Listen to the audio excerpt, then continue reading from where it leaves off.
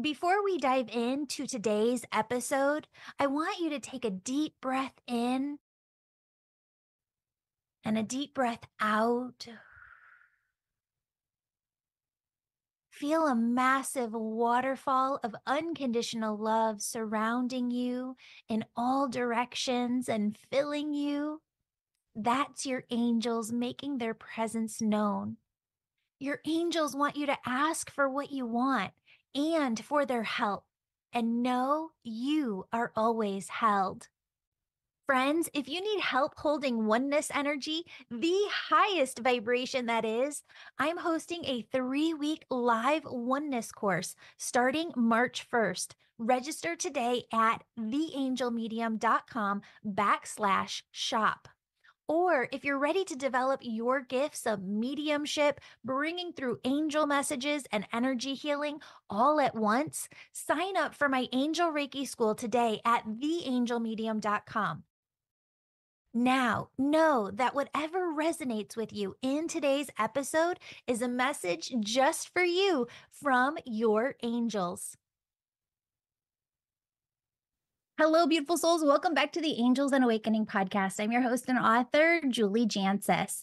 Friends, today we have Elise Loehnen. All right. Yep. All right. Today we have Elise Loehnen on the show, and she's somebody that I admire so incredibly much.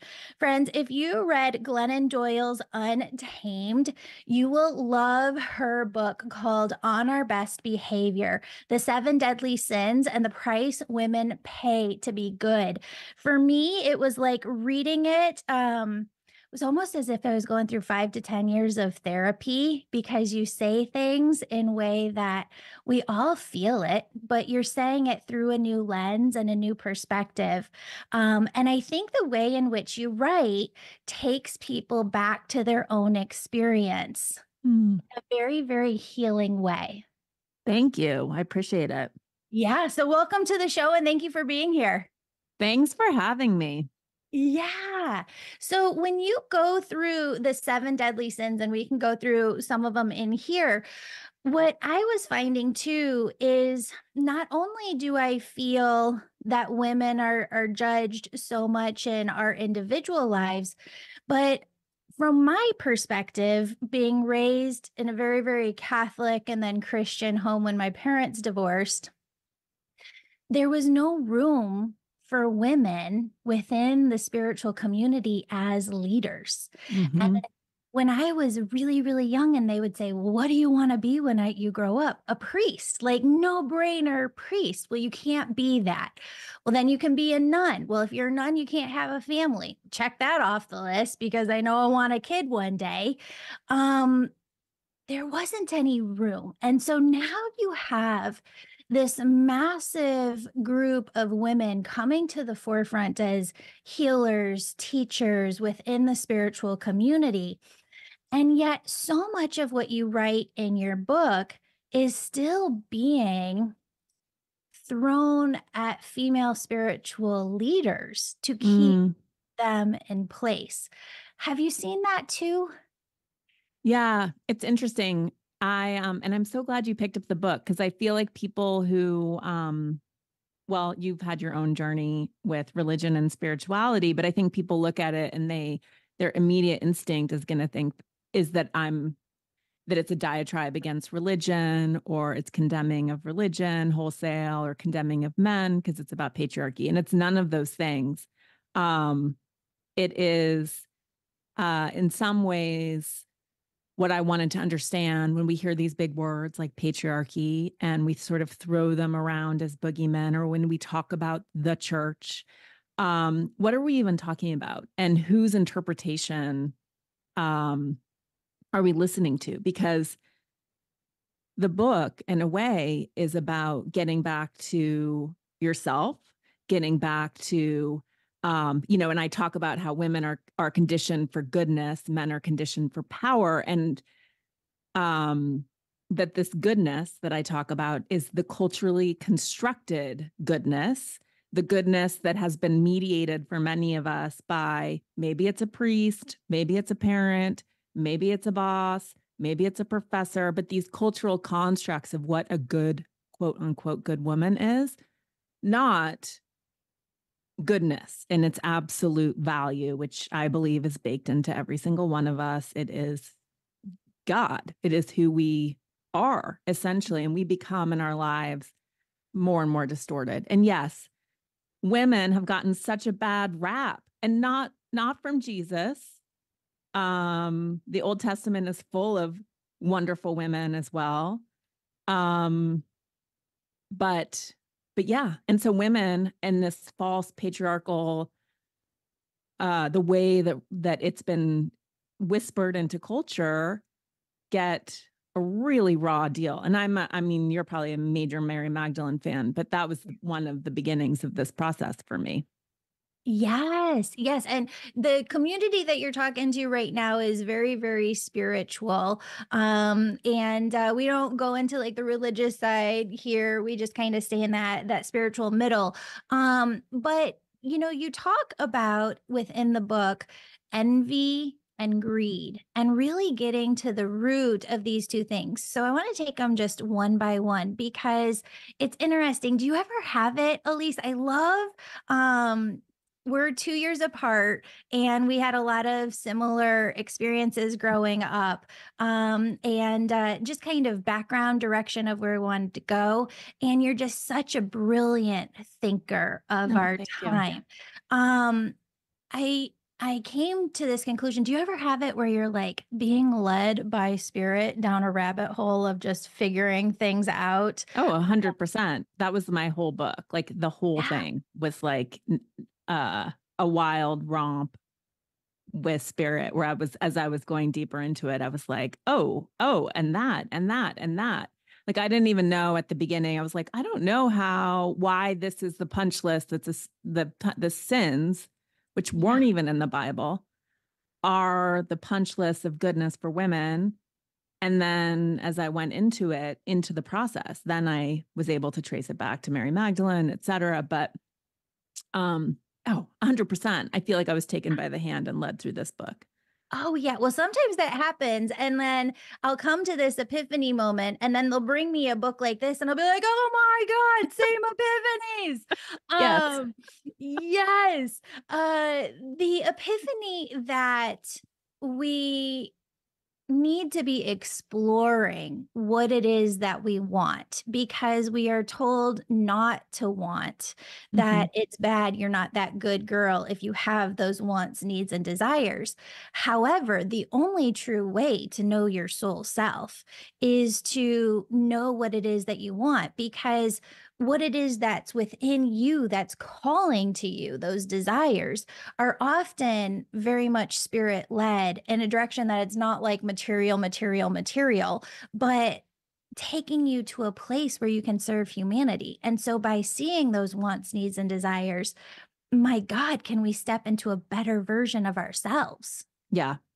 And yes, women are conditioned. And again, so much of this is not part of our conscious awareness. I wasn't aware, despite having a successful life, on paper, I wasn't aware of how deeply these sins lived in me. And I was not raised in a religious household like you. So I didn't get this programming directly. Yeah. But yes, like this idea of wanting is so difficult for women. And I'm sure people who are listening are like, no, it's not that hard. And then, but I ask you, I go home and try and write down what you really want for yourself, the things that you have never said aloud to another person, but maybe haven't even acknowledged to yourself. This was a wall that I hit at the beginning of this process where I was like, I honestly don't know. I am so used to subjugating what I want to other people's needs. But that I don't even think it's like I had an awakening. Oh, this is what I want with my life and I can't make it happen. I don't think I ever even went through that process of saying, this is what I want ever. Right.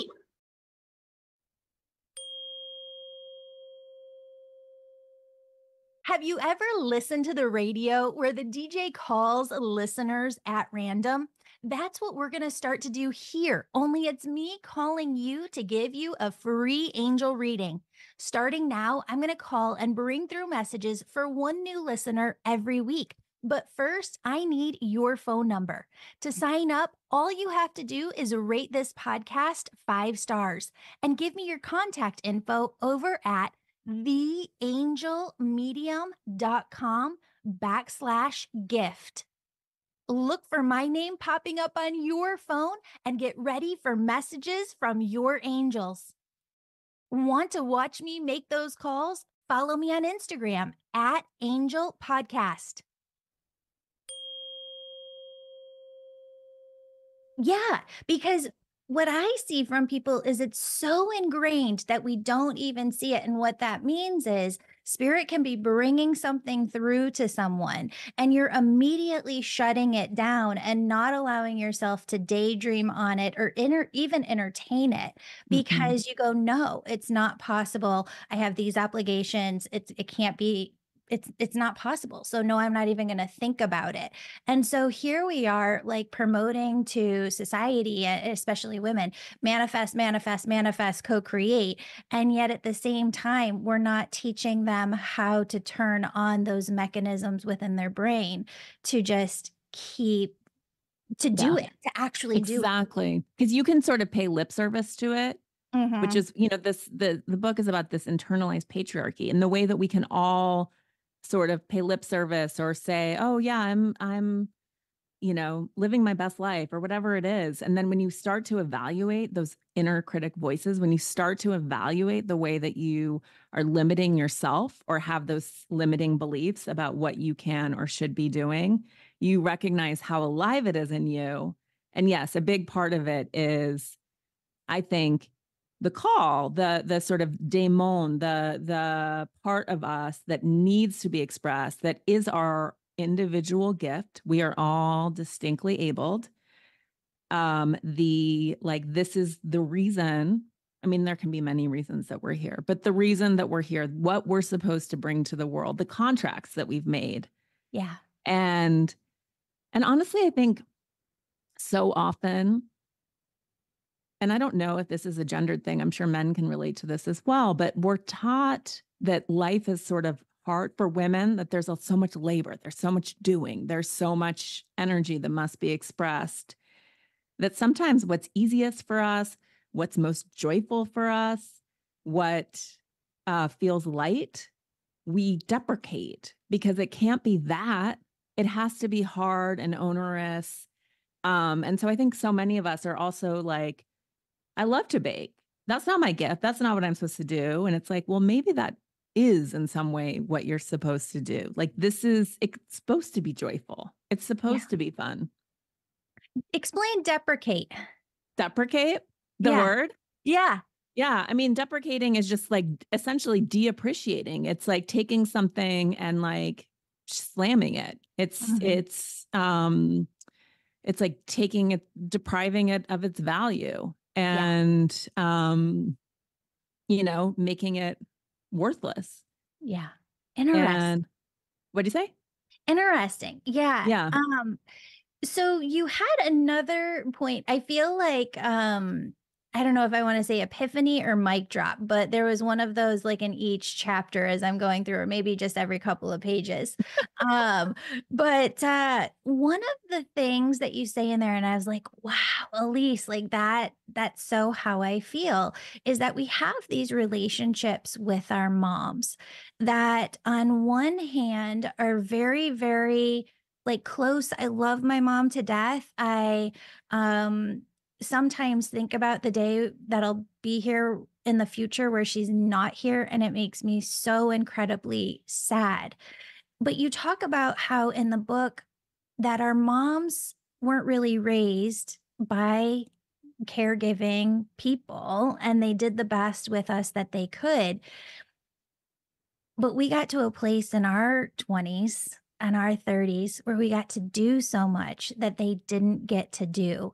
And there was a jealousy, there was a resentment. Even though they wanted to keep pushing us to succeed and cheerleading us, it's a mixed bag of emotions to be a mom. And I think that helped me understand my own relationship with my mom better. Yeah.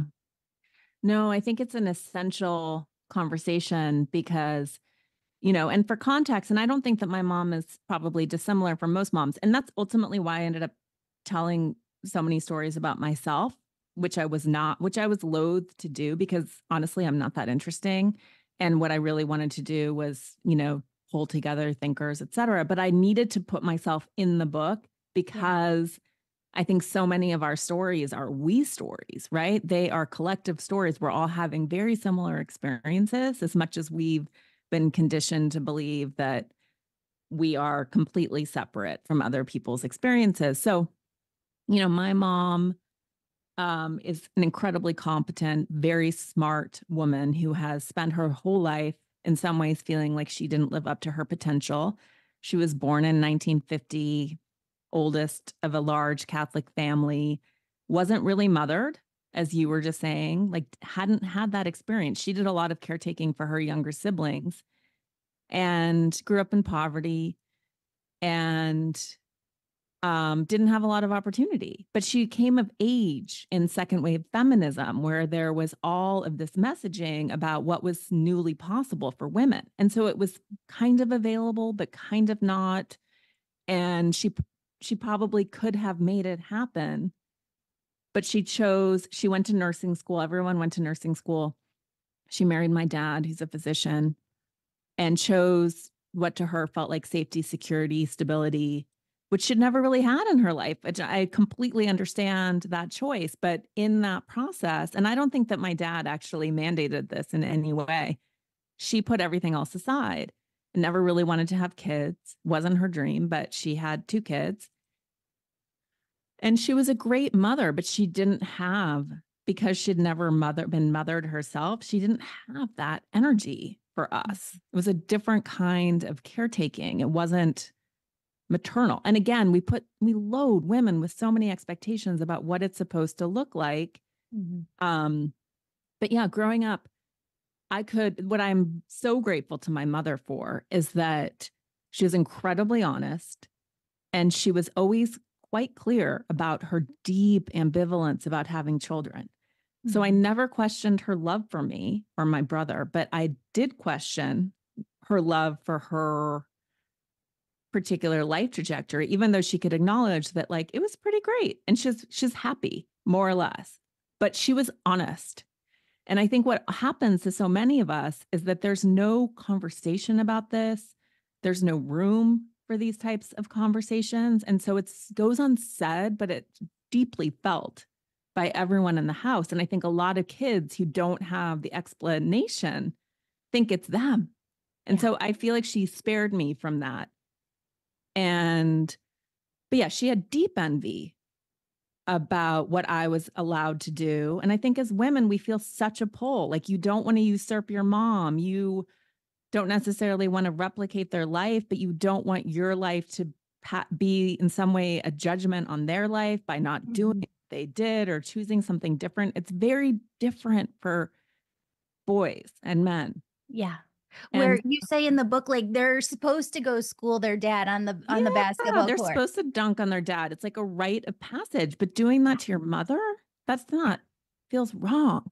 And Mhm. so, um, and I think we're working this out generation to generation, but it's very loaded and very, I think, deeply felt by women Mhm. who, and I don't necessarily have an answer for it, except that I think the more that we can talk about it and normalize it and give it air, the less personal it starts to feel, the more structural, systemic it starts to feel.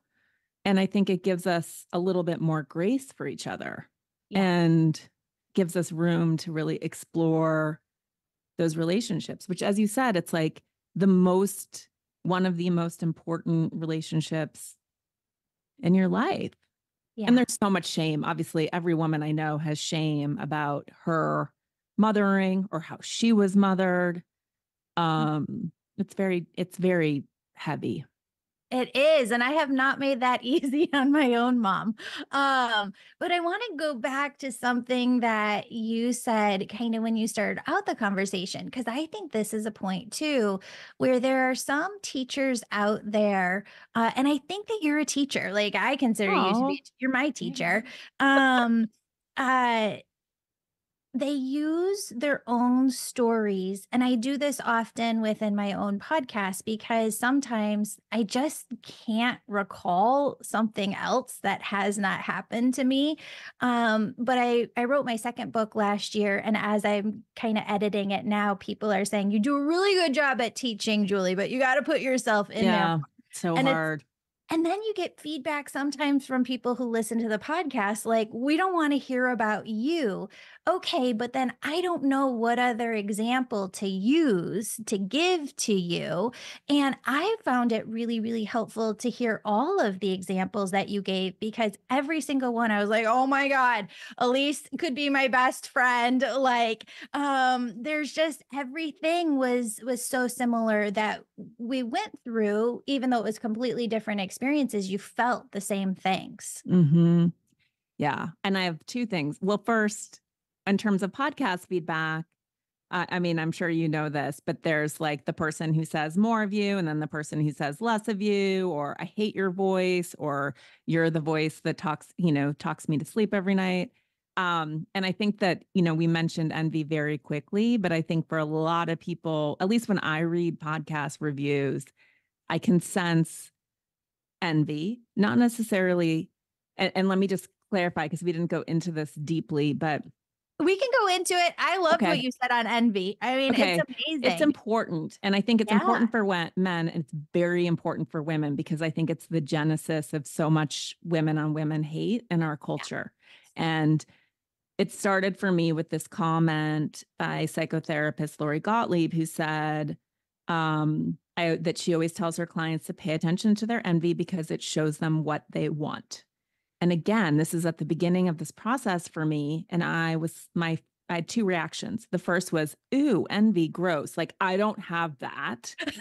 And Oh, two, but we all do. oh, but we all do. And two, like, I don't even know what I want. And then I realized, oh, sorry, I'm just creating gestures on Zoom with my hands. And then I realized that I could reverse engineer. I could identify my envy, or I could identify what I wanted actually by figuring out who in the culture I was having a response to that was, I don't like her. Who does she think she is? I have all this judgment and criticism of what she's doing, that's not necessarily fair, or relevant. It's that energy of how dare she? Who does she think she is? Why her? And why not me? Yeah. And that is rampant in our culture. And so I could very quickly start to identify, oh, I think I'm envious. I think she has something I want or is doing something that I want to do. She is pushing on a dream that I have for myself and showing me what I want. This is full of information for me. It has nothing to do with her. Mhm. Um, and so it's a really powerful tool because all the sins crash into each other. Pride and envy are very related. We're scared of being seen or celebrated for our gifts because we know it will inspire envy. And then we will get cut down like a tall poppy in a poppy field. This is the playbook for women, famous or otherwise. And it also crashes into scarcity for women, which is that there's only room for one. And if Mhm. you have it, then I can't have it. And the only way for me to have it is to take it away from you or knock you off your throne. And men do not think like this. This is not in the programming for men. Mhm. And this is why it's so much easier for them to support each other and help each other and ignore each other. Yeah. But so when I look at podcasts, sometimes there's great feedback in podcasts, like the ads are too loud, or often there's good feedback. But when it's just sort of that, like, you talk about yourself too much, or you don't, and you're like, well, find another podcast. One, But second, it's like all I can hear in that is nobody wants to listen to me. Yeah. Nobody wants to hear my stories. Why you and why not me? Like all to me, I just want to, I mean, there's no way to respond to commenters on podcasts, but I want to just be like, start a podcast. I think you want to start a podcast. You should start a podcast. Yeah. Um, so anyway, I just one, there's that. And then second, this idea of telling our stories. And I've been thinking about this a lot. I don't know if you've like encountered the idea of this cosmic egg. And I love the way that Richard Rohr, who I'm obsessed with, writes about the cosmic egg, but he talks about how sort of the cosmic egg is broken. And in the cosmic egg, you have the me story, which is nestled inside of the we story, which Mhm. is nestled inside of the story. Huh. And as our culture has moved, has sort of abandoned all collective, communal, spiritual gathering. I mean, we're finding it in sort of small pockets, but as we've abandoned the big cultural uniting stories, um, we are a little bit shattered, and you're Mhm. seeing a lot of me story that's Mhm. not connected or interested in the we story or the story. Yeah. And so I think when we sort of reorient or reassemble that cosmic egg for people, where your story is in service to something that's bigger or speaks to a wider group of people that's part of a bigger story, I think it's a great, not even a great service. I think that's when it carries resonance because people see themselves in what you're saying. And it's not like, I mean, very few people have stories that are like Jeanette Wall's Glass Castle, where you're eating out of a dumpster or you have such an amazing story that very few people can really relate to. Mhm. But even then, I think there are always things to relate to. But I think that right now we're in a cultural moment where people are trying to distinguish themselves, their story as wholly unique.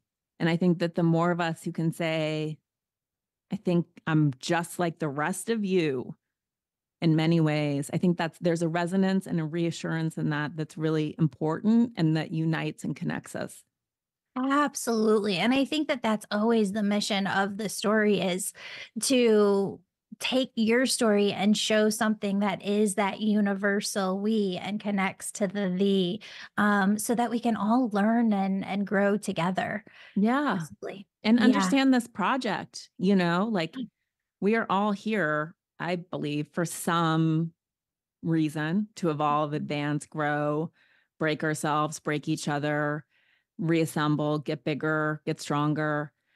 Um, and I think we're all looking for clues about how to do that.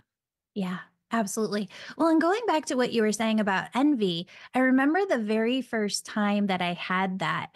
I was a freshman in high school, and there was a senior in high school, Jenny, who was the editor of the school newspaper. And I was like, that's what I want. Like, that's what I want to do.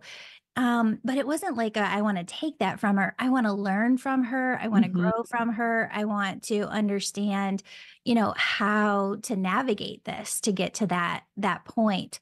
But it's interesting as I kind of got into my 20s and 30s, I think it did shift to a why does she have that and I don't? And Yeah. that blocked me for a time in my life from being like, well, how do I actually get to that point? How did she do what she did? Yes. What steps did she take? And what skills does she have? What did she learn? What classes did she go through? And now I think once you learn that lesson, you can come at everything from that other perspective of Yes. there's something I can go do to get to that point. It's such an important perspective shift. And, I write about, I don't know if you know Lacey Phillips, who does to be magnetic, which is sort of manifestation, but she does it with a neuroscientist. So it's also about like finding those limiting self-conscious beliefs that will never let you have what you want because you're convinced you don't deserve it. And exactly what you were saying is sort of one of her foundational themes, which is you take the people that you envy, really, and it could be something that's part of their experience. It could be the whole kit and caboodle, and you use them as an expander. And Mhm. you shift from judgment and sort of blame and anger to, okay, this person's my expander. I'm going to study them. I'm going to watch them. I'm going to sort of get in that same stream and see what happens. And it's much more empowering and it's sweet. There's something really nice about it, which is, oh, if she can do that, I can do that too. Mhm. Like this is what's possible for me rather than I am gonna take her down. Right. Um, Yeah. yeah. Um, Envy ties in to the greed piece, I think, a lot for women because Yes. the men around me within my life were taught from an early age how to look at money, how to manage money, how to think about money, to let money grow itself. And, we were even at a dinner party a couple of years ago, and my husband goes, "Don't talk about money like in front of this other couple." And I was like, "Fuck that shit. I'm going to talk about money because women don't talk about money with one another like another enough. And so we're not learning, we're not growing. And so Yes. bye-bye. We had a, like nice conversation that night. No, that shouldn't be on the table." Yes. It's such a disservice to women, this idea that really money is for men, and that it's not polite to talk about money. It's unseemly and it's gross because then it makes money base, gross, somehow deeply unspiritual. Mhm. And that to want more of it or to feel like you need more of it is a failing. And I think that sort of thinking has really set women back because we talk about the pay gap, which obviously needs to be addressed, although there are so many nuances to the pay gap that we leave behind, which is if you're a single white woman, chances are you're earning as much as your male counterpart. There's a huge tax against mothers, and there's a huge tax against women of color. When you start to sort of look at all of those tiers, that's where you really see the pay gap start to show up. But there's a wealth gap, which is actually 32 cents to the dollar. Women are so far behind men, and we're conditioned to see money as scarce and as a finite pond, whereas men are more inclined to see it as a river. Mhm. And and I think that women also are sort of recognize what's happening in our world. We, as like these creative vessels, recognize that these things, like, I think we identify very intensively with the planet, right? As this maternal, life-giving entity that is bounded in some ways, that, we can't just keep taking without killing her. So I think it's very complex.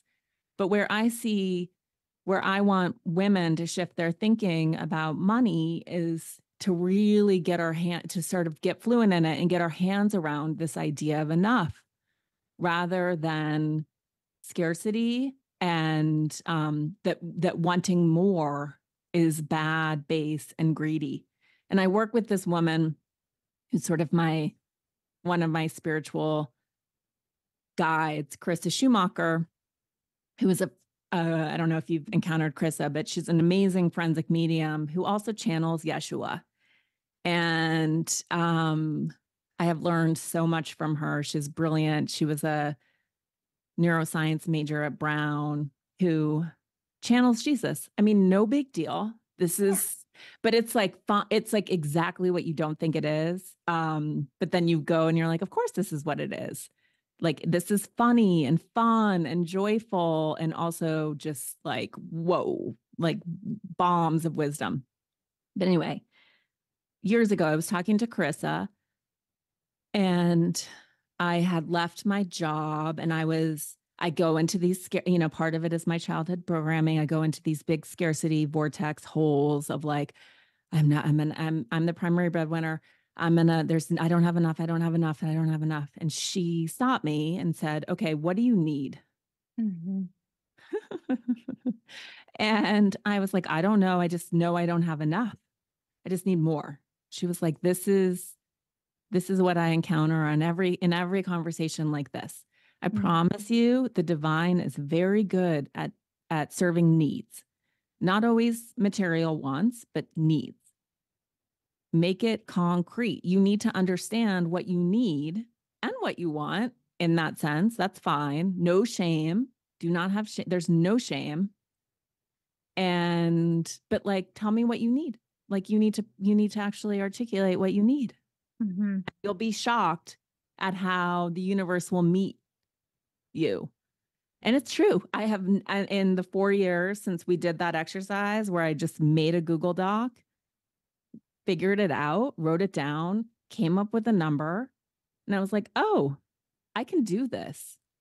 One, it just calmed my nervous system down to actually have a number. And I was talking to a friend who's also sort of in the spiritual community, and she had done a similar exercise, which involved also wants. Like, do you want a house? Do you want to pay off your college loans? Like, you write it all down and then you write yourself a check. There's like a blank check and you have to write the number down. She just said it was like one of the hardest exercises she had ever done. It's really interesting, actually, how difficult this exercise is for women and how much shame, anxiety, and feelings of badness are wrapped up in it. It's interesting because I think what ends up happening is there are things that we want, and this is very much a process. Like, this just doesn't happen. Sometimes this has been like years of work to get to a certain place for me personally in my life. And then I catch myself still holding myself back in certain ways. I've wanted to do this TV show. We've got this concept. It's kind of gone through some different ideations over the years. And now we've got it to like this just beautiful way to do this show. We've got like the right people, I think, kind of connected to it. We're missing a couple of key players, but I keep self-sabotaging in some areas, and I keep having to go back to, no, I really do want this. This can really happen. Stop self-sabotaging. Like, just go for it if this is what you really want. And do you think it is what you really want? Oh, there's that piece that's there for all of us mamas of like, oh shit, this is going to be a lot more work than I thought it was going to be. It's like when you're daydreaming about it. Oh, running a So TV show. fun. So Yeah. easy. Yeah. Yeah. Anybody can do it. It's so hard. There's so many pieces. And it's very, very complex and it's very, very time consuming. But yeah, no, it is what I want. Yeah. I mean, so many of us, I think, also, I was just recording a solo episode on my podcast about this idea too, where I think particularly those of us who work for ourselves now or have sort of an or are creatives or in this space. Well, I think it's true of anyone, particularly as like more and more people are consulting or part-time contract work or whatever it may look like, that it becomes really easy to find yourself being dragged by the cart rather than driving the cart because you feel like an opportunity comes into your lap or you try to make something happen without really thinking through, like, again, is this what I want? And do I have the energy, the resonance, the vibration to manage this? Or is this going to run away with me? And I think too, within spiritual communities, I was talking about this with a friend who's a Jungian, and Carl Jung wrote so much about synchronicity and the I Ching. And I mean, all of us, right, are constantly sort of reading the weather, like the GPS of the universe or spirit. And it can be so easy to say, oh, this fell into my lap. Therefore, this is what I'm supposed to do. And to look at all synchronicity or everything that comes together as somehow a push from beyond, but sometimes they're tests, and sometimes Yeah. I think they're prompts to say, what do you really want? Um, and I think that I have friends where sometimes I'm like, I think you're not learning the lesson that easier isn't better. Yeah. Or, sometimes it's like important within the concept of synchronicity Yeah. or wanting to also understand your own patterning and your own preferences. Cause sometimes I feel like these come to us as tests to Mhm. say, this is what you've always done and it not working. So you need to do something different. And we're going to keep testing you until you do something different. And does that mean to you, like, kind of letting go of the dream? Because sometimes there are things that we just find that we don't have capacity for. And we get to a place where we're like, wow, I really thought I wanted this, but it's Wizard of Oz. I just peek behind the curtain and it's not really what I want. Um, Uh, I think that can happen. But I think mostly when you're really conscious about what you want to create and what you want to do, that's what's required. What I'm talking about is more like I have friends who have had higher powered careers. Like I'm thinking of one friend in yeah. particular who has had sort of like not an easy time of it, but is one of those people who can just sort of snap. She's had like, I don't know what's happening in her chart, but she's had a long period of just like abundance and ease and finger snapping, which is rare. And that has run out. It's clear to the rest of us that that ran out a while ago and that in this phase of her life, not that she can't be equally successful, but that she has to do things differently. Mhm. She's still in that mindset of, oh, this person just happened to want to do the same thing as me. So, like, here's our 5-year plan and like we're doing it. And it's like, no, I think you're missing the message. Yeah. Um, so it's more that because I think that for her, she hasn't committed to doing the work of going to the mat and being like, this is what I want to do, this is what I'm here for. Um, Yeah. it's more for her, I think, about reascending to like her level of power and whatnot, and not about like consciously saying, okay, Yeah. as Elise, this is what I'm trying to make. And Mhm. I'm going to avoid everything that's trying to pull me out of what I want to do and like really just give myself to what I want. What does that process look like in you? Because as I was reading your book, I was like, I really want to ask her this. Um, so I have to go down, or I just went down to the expedited passport office. I got this opportunity, this business trip. I get to go over to Spain, and I'm going through my stuff. And my husband put in like our little storage area. Um, this document or this folder that my mom sent up of just like different things she saved from my childhood. And in there was a letter or receipt that she had taken to the mailbox and mailed to like one of the teeny bopper magazines at the time in New York City, like circa 1998, right? Amazing. Like I wanted to be a little Like a sassy or contributor. YM like columnist. Yes. Yes. Amazing. Yes. And you did it. Like you went to New York, you got a job at Lucky Magazine, you got an entry level and you figured out like how can I make myself invaluable here and work my way up. Has it changed? In some ways, it hasn't changed. It's interesting. It's when I got my first job, and the economy sucked. I mean, I feel like it's the constant story, right? But it was right after 9/11. I Mhm. was so desperate for a job. It took me a long time to find a job. It was scary. I got a job at Lucky. I was a freelance um, editorial assistant doing um, like not glorious work. But I just knew, I was like, if I can show that I can be entrusted with packing up samples and running sweepstakes rolls past the legal team and no job too small, then I can create some safety here. I can create some security. And invariably it worked. People trusted me. They knew I would do it. I was responsible and resourceful. And then they gave me more and more they gave me bigger jobs, and until they needed to hire someone underneath me because I couldn't do all of it. And I didn't know at that point sort of what I wanted. Again, going back to this theme, just more that I needed safety and security, and I wanted a job, and I wanted that level of protection, it felt like, in the world.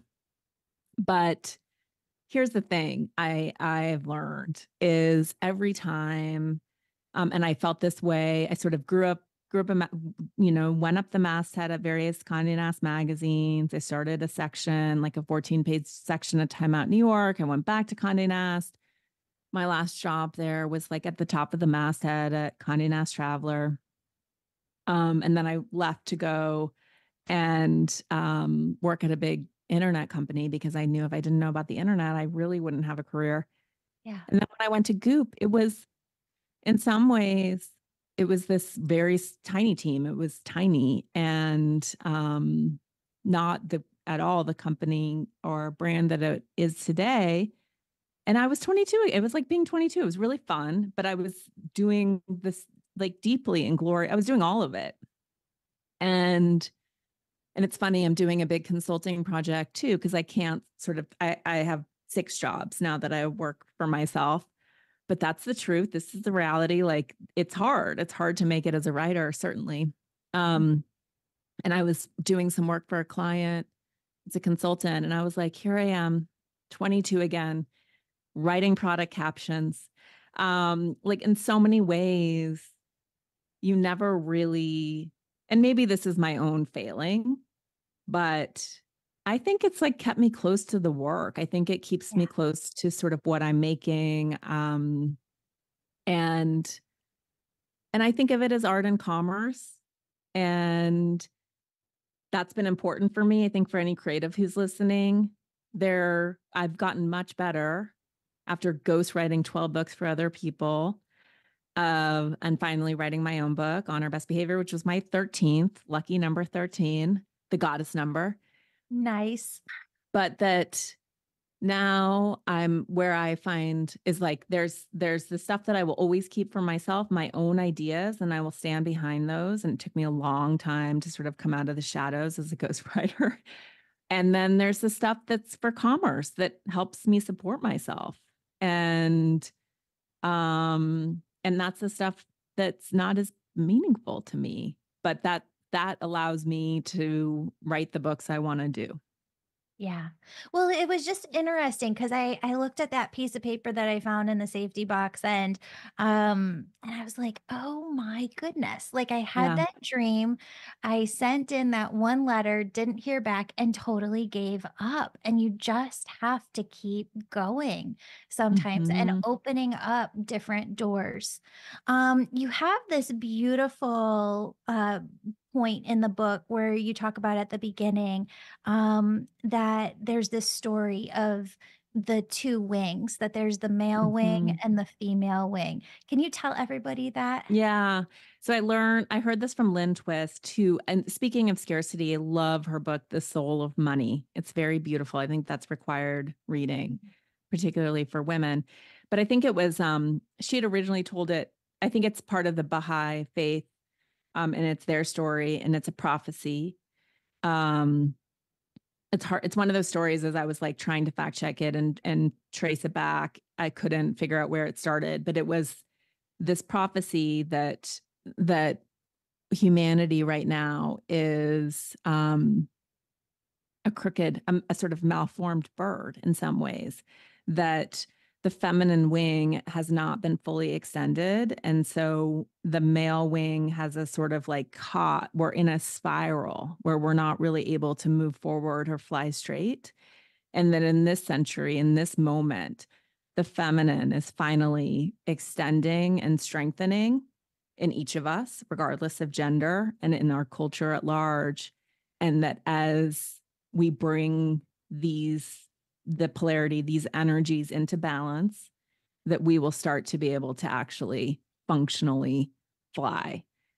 And it feels so important to me. And I write a lot about sort of the masculine and the feminine, which I'm sure is familiar to everyone who's listening. And, I think women, for the most part, are quite comfortable with both, you know?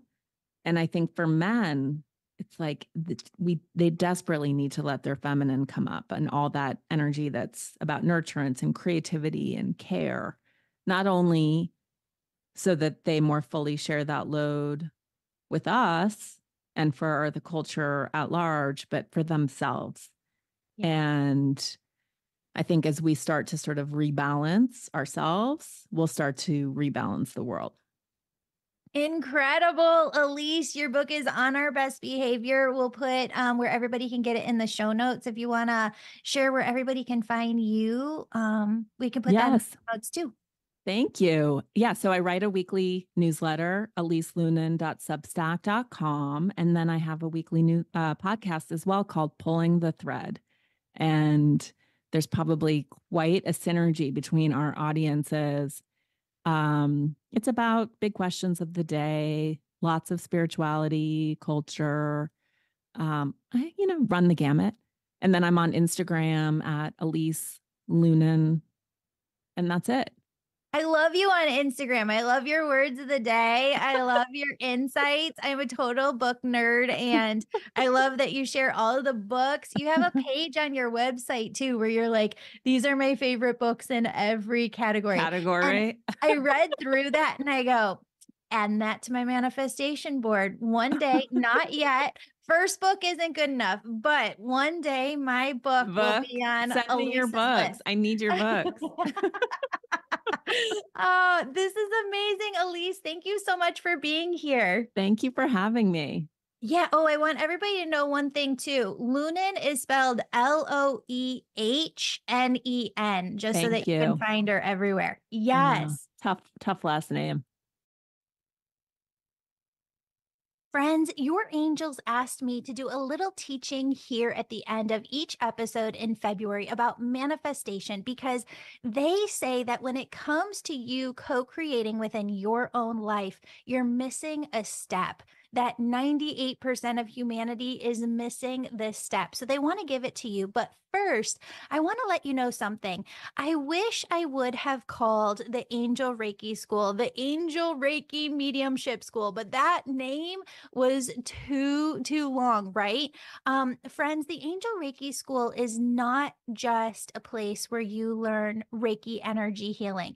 In fact, it's really not about learning energy healing at all. The Angel Reiki School is the place where you go to develop your gifts in mediumship, being able to bring through angel messages from the angels to other people, to learn Reiki and other energy healing modalities, and to learn how to, if you want, don't have to. A lot of people come through the Angel Reiki School simply to build out their gifts, to understand their gifts, develop their God-given unique spiritual gifts to the max. But a lot of people also come through the Angel Reiki School to develop a business of their own and to get that certification so that they know what they're doing when they're working with other people. Friends, an entire new class of the Angel Reiki School begins March 1st online. If you are looking to go through the Angel Reiki School, now is the time. Sign up for a discovery call with me. The link is in the show notes below. I'm going to help you get where you want to be as a healer or with your own unique spiritual gifts in the Angel Reiki School. All right, friends, here is the deal. When it comes to manifestation, Spirit is saying right now, they just keep flooding in this message that 98% of humanity looks to manifest, right? Like they want to manifest something. They know that they want to go in a direction. They get that clarity on that direction. They create the vision board. They see it within their mind. They're visioning it within their mind. And then they stop. That's where their efforts stop. And the angels say there is a huge piece to this puzzle that you are missing. So that piece is when you vision, you have this clarity, I want to do X. You get the vision, you create the vision board, whatnot. it doesn't stop there. That's when we activate our intuition even more. Prayer as well. The angels always say prayer and intuition are really the same thing. They're both forms of communication with the other side. And when you activate that intuition, you're asking God, universe, source, what's the next step for me? What's this first step that I need to take in order to work towards this goal that I have for myself, my life, my family, my career, whatever it may be? And as you pray, you hear something back from the other side. And it's just a first step. All right. And when you hear this first step, what a lot of people do is ask the other side for more signs. We ask for like complete clarity, but it really is this first step that, okay, we pray, we hear this back, do this. That first thing that we're supposed to go do is something that we choose to do or not with our own free will. So if you go act on it and you go do that one thing, what happens?